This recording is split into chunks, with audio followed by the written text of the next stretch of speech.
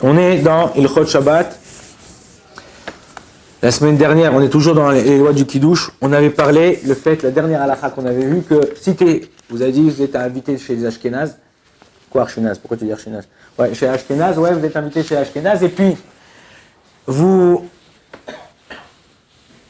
comprenez pas ce que le papa de la maison, il dit dans le Kiddush. Ouais. Là, vous avez été pour l'instant en mode d'Aled, il y a des chassidim, tout ça, des fois on ne comprend pas. Si on ne comprend pas, on est obligé de faire nous doucement ou tout seul le Kiddush. En général, tu comprends, bon, Hachem, on est habitué, c'est pas qu'il parle avec comment ça s'appelle, un accent complètement différent. Il y a des fois dans certains endroits où on ne comprend pas, alors là, dans ces cas-là, il faudra refaire la bracha. On a dit, il y a un klal dans la halacha, dans la brachot, Shomea Keone. C'est quoi Shomea Keone? Celui qui écoute, c'est comme s'il avait fait le bracha lui-même. Donc quand il écoute la bracha de n'importe qui, on va voir maintenant quelques halachot qui concernent ça, on est acquitté de la bracha. Une femme, est-ce qu'elle est obligée de faire la bracha du kiddush? On a dit que toute mitzvot, il y a un klal dans la halacha qui dit toute mitzvah qui dépend du temps, la femme n'est pas obligée. Hein? Alors pourquoi est-ce que le kiddush, elle est obligée ou elle n'est pas obligée? Parce qu'on a juxtaposé Zachor dans Shabbat et Shabbat. Voilà, il y a dans le Kiddush, il y a deux choses. Il y a la mitzvah positive et négative. À chaque fois qu'il y a une mitzvah aussi négative, la femme, elle est aussi obligée. Ok? L'oulav, c'est une mitzvah positive. Elle n'est pas obligée de faire une marloquette entre les Sfaradim et Ashkenazim. À l'origine, c'est Rabbeinu Tam, là-bas, qui dit que si elle veut faire, elle peut être marmira sur faire. C'est pour ça que chez les Chabad ou chez certains Ashkenaz, ils font les mitzvot qui dépendent du temps, pas comme obligation pour la femme. Mais nous, non, c'est une bracha levatala pour la femme si elle le fait, puisque on n'est pas posé comme Rabbeinu Tam, on ne tranche pas la halacha comme Rabbeinu Tam. Mais une femme, au niveau du kiddush, elle, puisque ça dépend d'une mitzvah négative, elle est obligée, comme un homme, de faire la bracha. Donc elle pourrait écouter une copine, elle pourrait écouter un homme, mais non. Lorsque vous faites la mida vendredi soir, ouais, Baruch Hashem, Mekadesh à Shabbat. Quand tu dis Mekadesh à Shabbat, il y a une marquette dans le Shulchan Aruch. Est-ce que je reçois le Shabbat à ce moment-là, Deoraita, de la Torah, ou non, je reçois le Shabbat dans le Kiddush, d'après la Torah. Ok? Maintenant, la question elle est comme ça. Étant donné que déjà j'ai fait l'Amida, donc on dit que c'est là-bas que tu reçois. On doit penser à recevoir là-bas le Shabbat. Donc quand j'arrive dans le kiddush, un homme qui arrive vendredi soir chez lui après la maison, après avoir fait sa prière, le kiddush qu'il fait vendredi soir, ouais, l'Ichora, ça devient des rabanan. Ok? Donc maintenant on va voir tout ce qui découle de ces halachot-là. Donc on a dit qu'une femme, elle peut acquitter un homme, ok, au niveau du kiddush, et même d'autres femmes, pourquoi?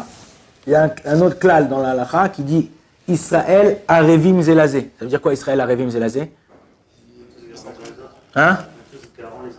On est garant, exactement. On est garant les uns des autres. On dépend l'un de l'autre, on est garant. Ça veut dire que si moi, il y a une Gemara qui est très forte dans la Sechet Psachim, elle dit que si un mec qui fait une Avera à Paris, il peut tuer un soldat à Jérusalem.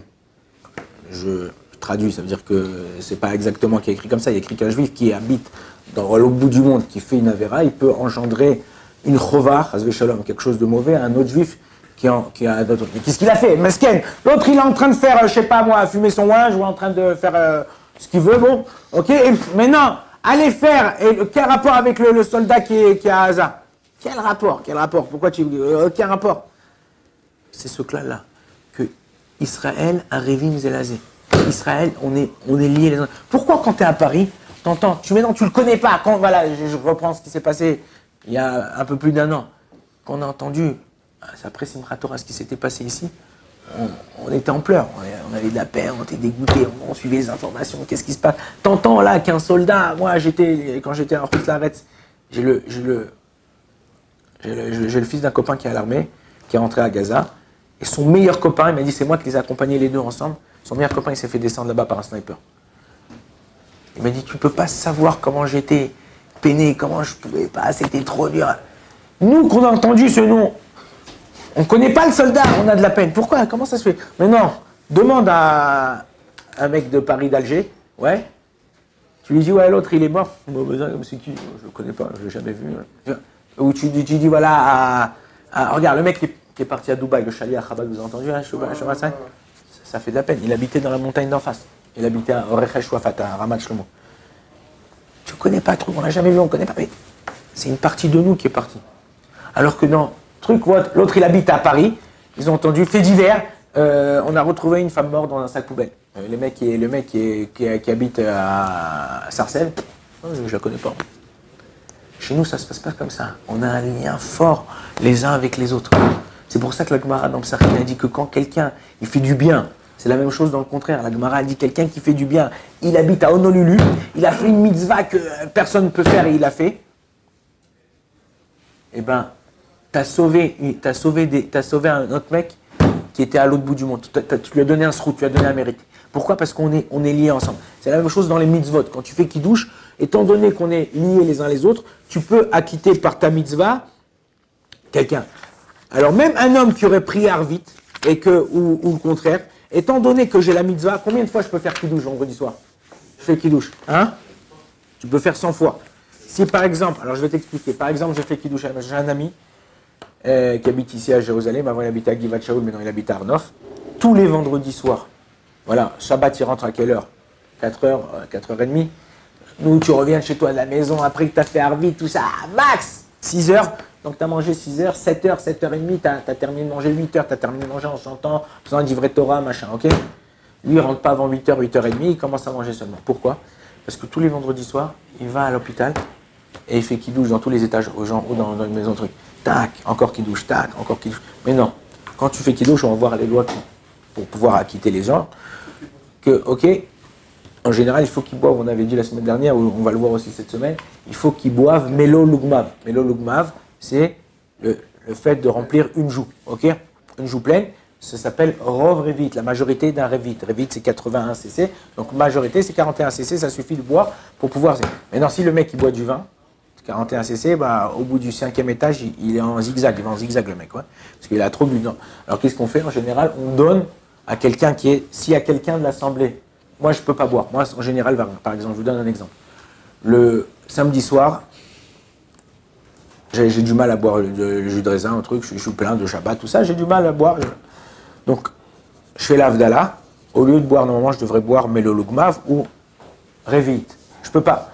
Il y a mon fils qui est à côté, qui a 10 ans. Je bois un tout petit peu pour goûter, pour dire que la bracha, elle n'est pas les vatala. Et lui, il boit, il peut boire d'un trait. Mais non, il y a un problème. Il peut avoir un problème, on va voir au niveau du kiddush, parce qu'on a dit kiddush, ça peut être deoraita. On va voir au niveau de la Abdallah. Mais au niveau du kiddush, ok, étant donné qu'on doit boire la majorité, si c'est un enfant qui est moins de bar mitzvah, il ne peut pas boire à ta place. Pourquoi? Parce que toute la mitzvah d'un enfant, t'as quel âge? 12 ans? Quel âge t'as? Moi, j'ai pas le dire. Ah non, je plaisante. Ça se voit que t'as 20 ans. Un enfant qui est moins de bar mitzvah, un enfant qui est moins de bar mitzvah, même 13 ans moins un jour, la mitzvah de chinour, la mitzvah d'éducation, c'est sur son père. C'est-à-dire qu'en vérité, l'enfant, il n'a aucune obligation au niveau de la Torah de mettre les tefilines, de mettre les tzitzit, de manger kasher, le truc. Alors pourquoi on lui fait faire? Pour pas qu'il passe du coq à l'âne, il passe de black and white, il passe pas d'un truc à l'autre. On éduque nos enfants à faire les mitzvot pour que lorsqu'ils arrivent en âge de mitzvot, ça ne soit pas des extraterrestres. Okay, c'est quand tu prends un mec qui a fait tchouva à 40 ans, tu lui dis, ouais, tu sais, voilà, il faut faire les mains comme ça 3 fois, mais il dit, mais le matin, je fais une fois, je ne comprends pas pourquoi. C'est normal qu'on ne comprend pas. Tu n'as pas été éduqué dans ça, donc tu as du mal à comprendre c'est quoi les lois. Pour pouvoir comprendre les lois, il faut prendre le Shulchan Aruch, étudier, savoir le pourquoi du comment. Et je vous ai dit, c'est important de savoir pourquoi on fait comme ça. C'est pas nous dans la loi, c'est pas des axiomes. Okay, un axiome, c'est comme ça, c'est pas autrement. Non, chez nous, c'est pas comme ça. Chez nous, chaque loi, elle a une raison, elle a un pourquoi, un comment, une raison profonde au niveau de la Kabbalah, pourquoi on fait comme ça. Chaque mitzvah qu'on fait, elle a une raison. Même la mitzvah du kiddush, on va voir, je vais vous dire, à la chôte, vous allez tomber par terre. Vous allez tomber par terre, non. Vous allez dire, mais comment ça se fait qu'on fait ça? Pourquoi on fait ça? Vous allez voir qu'au niveau de la halacha, il y a une répercussion, il y a quelque chose qui est important. Donc, au niveau de la halacha, un enfant qui est moins de bar mitzvah, il ne peut pas acquitter ni un homme, ni une femme de la mitzvah du kiddush. Pourquoi? Parce qu'il n'est pas encore bar mitzvah. Oh, bar mitzvah, c'est-à-dire, comme on dit en français, obligé de faire les mitzvot. Donc en ce qui concerne, même si un homme, alors je vous ai dit quand un homme il n'a pas encore pris Arvit ou une femme elle n'a pas encore pris Arvit, la mitzvah du kiddush elle est de Horaïta. Quand j'ai prié Arvit de vendredi soir, j'ai descendu, puisque j'ai dit Bo'orata Hashem et Kadesh Shabbat, j'ai descendu ma mitzvah de Horaïta des Rabbanan, et quand je fais kiddush, j'ai des Rabbanan. Même quand ma mitzvah elle est des Rabbanan le vendredi soir, un homme ou une femme ne peut pas être acquitté par un garçon. Ouais. Et il y a que dans le Shulchan Aruch, si on arrête, une élève, si tu talet. Ouais. Donc, on peut bien que l'obligation de boire le vin est pour ceux qui récitent le kiddush, il est bon que les convives écoutent le vin. Donc, dans ce cas-là, on comprend que l'obligation est pour celui qui le récite. C'est Mishum Idur Mitzvah. Ça veut dire que tout ce que je traduis en français, tout ce que les gens qui goûtent le vin, c'est pas une obligation. Je fais un kiddush vendredi soir, ok? Je suis chez mes parents, d'accord? Ils font kiddush avec ma famille. Mon père, il fait kiddush, il boit le vin. Si j'ai envie, je goûte. Si j'ai pas envie, je goûte pas. Je suis pas obligé de goûter. Mais non, Manaf Kamina. Qu'est-ce qui découle de ça? Que maintenant, si je veux boire de l'eau avant de faire motzi, je dois faire la bracha. Par exemple, le cas typique. Vous êtes samedi, chacun dans sa communauté. En général, il y a un big kiddush qu'ils font. Ouais. Kiddush, damchut, boukha, la guerre. Maintenant, ce qui se passe, c'est que le Rav, il fait kiddush. Mais non, on n'est pas 10, on est 100. Ok? Ou 80. T'es loin du Rav. T'as entendu le kiddush, t'arrives à entendre parce que c'est un silence total. Le Rav, il monte sur une chaise, il fait le kiddush. T'as entendu le kiddush. Donc il a fait le kiddush, t'as entendu le kiddush. Mais non, t'as pas de vin qui est arrivé jusqu'à toi. T'es pas obligé de boire du vin. Ah, donnez-moi, il y a des gens qui vont, donnez-moi du vin, j'ai pas goûté. Il parle déjà. Donc, tu dois pas parler en général. Si tu veux boire le vin, tu peux pas parler entre le kiddush, entre le vin. Ok? Et deuxièmement, tu veux prendre du vin, prends-le avant. Et tu goûtes, ok, t'as acquitté. Mais non, si t'as pas bu de vin, c'est pas grave. Arrête de t'exciter, arrête de t'énerver, arrête de t'angoisser. Ok? T'as pas bu de vin, ben maintenant, quand ils vont te verser du cola, du coca, ou quand ils vont te verser du jus d'orange, ou ils vont te verser ta boucha, ben tu devras faire chacun un bidon. Mais non! On va voir plus tard, tu as devancé ce qu'il y a un truc, c'est pour ça que je préfère les questions à la fin, parce qu'en général, je réponds à vos questions entre-temps. Quand tu fais kiddush, toi tu peux pas, je sais pas, t'es pas bien, t'as mal au ventre, t'as mal à la tête, t'as bu un tout petit peu de vin pour acquitter les gens.